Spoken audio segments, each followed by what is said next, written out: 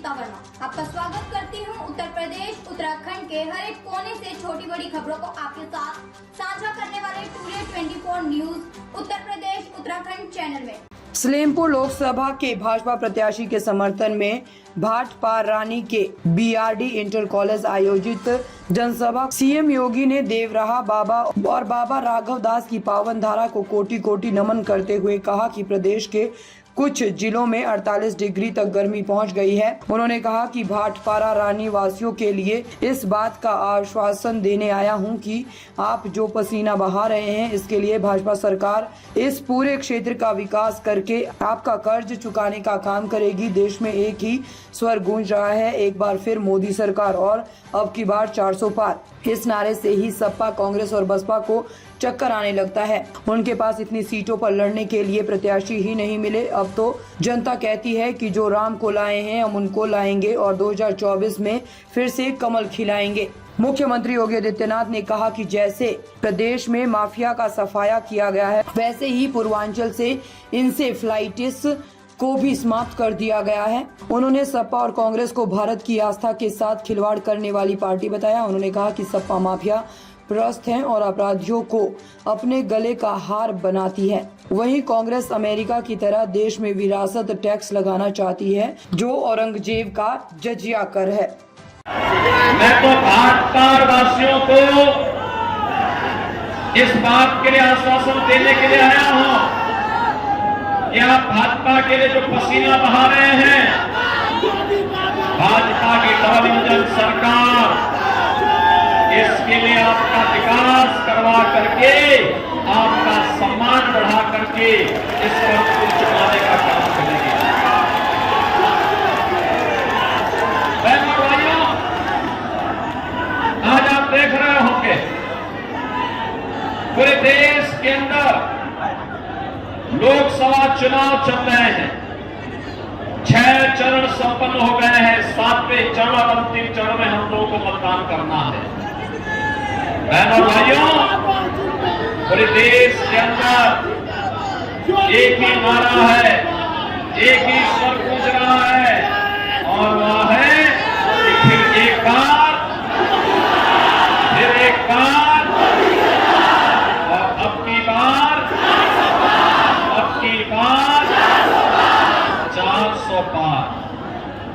400 पार के नारे से ही सपा, बसपा और कांग्रेस को चक्कर आने लगता है, क्योंकि इनको तो इतनी सीटों पर चुनाव लड़ने के लिए प्रत्याशी ही नहीं मिले। उनके पास तो प्रत्याशी ही नहीं है और इसीलिए कह रहे कैसे होगा। तो जनता जनार्दन ही उन्हें जवाब दे देती है। जनता जनार्दन कहती है जो राम को लाए हैं हम उनको, राम को लाए हैं और 2024 में फिर से कमल खिलाएंगे। मोदी जी फिर से प्रधानमंत्री। बहनों और भाइयों, यह आवाज जनता का स्नेह और प्यार मोदी जी के प्रति, और मोदी जी ने इसके लिए 10 वर्ष अहर्निश प्रयास किया, तपस्या की, कार्य किया, दिन रात बिना रुके, बिना चुके, बिना डिगे। देश के सम्मान को बढ़ाने का हो, देश की सुरक्षा का मुद्दा हो, देश के अंदर विकास के बड़े बड़े कार्य हो या गरीब कल्याणकारी योजनाओं के माध्यम से प्रत्येक गरीब के चेहरे पर खुशहाली लाने का कार्य। आज आप देखते होंगे पहले आतंकी घटना घटित होती थी और आतंकी घटनाएं घटित होने के बाद जब हम कांग्रेस और समाजवादी पार्टी सरकार से कहते थे कि आतंकवादियों से निपटो, तो ये कहते थे आतंकवादी तो सीमा पार के हैं। बहनों और भाइयों, आज तो मोदी जी के नेतृत्व में आतंकवाद समाप्त, नक्सलवाद समाप्त। अब तो पटाखा भी जोर से फट जाए ना तो पाकिस्तान को सफाई देनी पड़ती है। बहनों भाइयों,